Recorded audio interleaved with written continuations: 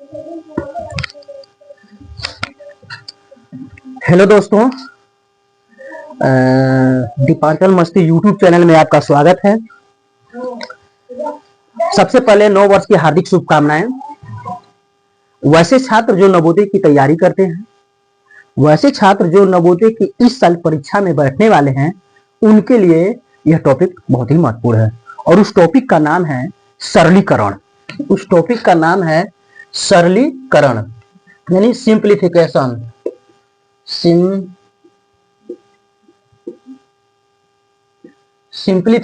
Simplification का मतलब होता है सरलीकरण।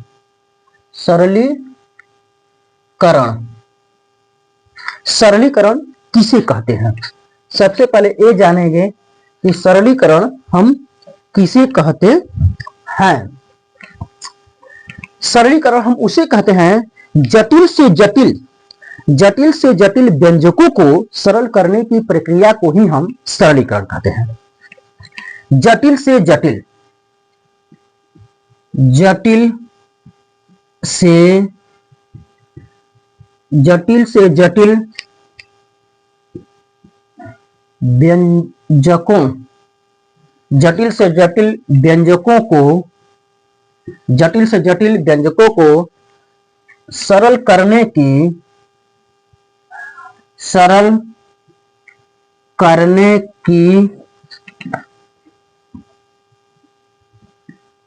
करने की प्रक्रिया को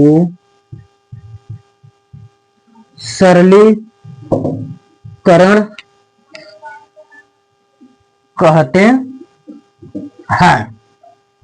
सिंप्लीफिकेशन, जटिल से जटिल व्यंजकों को सरल करने की प्रक्रिया को ही हम सरलीकरण कहते हैं, यानी सिंप्लीफिकेशन।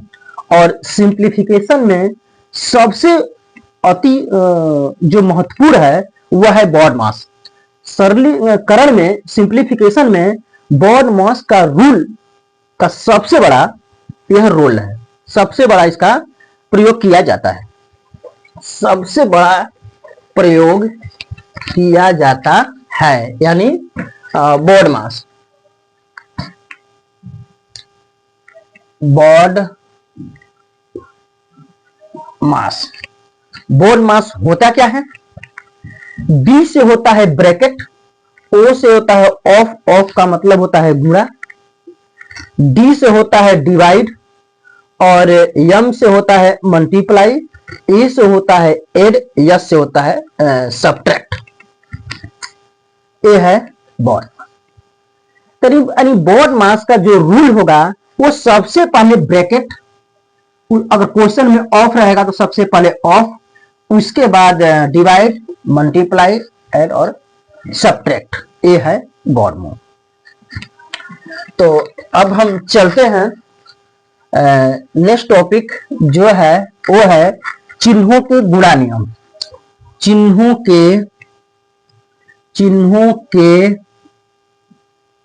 गुणा एवं भाग, चिन्हों के गुणा एवं भाग का नियम बराबर होता है। बराबर होता है। जैसे हो गया कि अगर माइनस गुणे माइनस बराबर प्लस, भाग में नहीं वही होगा। देख लीजिए, अगर हम माइनस भागे माइनस बराबर प्लस, इसमें एग्जाम्पल हम समझा देते हैं।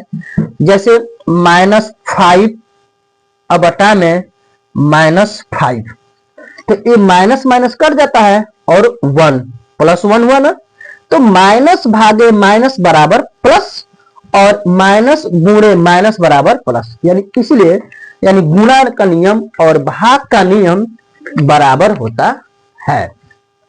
क्लियर? उसके बाद प्लस गुणे माइनस बराबर माइनस, माइनस गुणे प्लस बराबर माइनस, और प्लस गुणे प्लस बराबर प्लस। ये चिन्हों के गुणा नियम है। हो गया। उसके बाद मैं चलता हूं क्वेश्चन की तरफ। क्वेश्चन है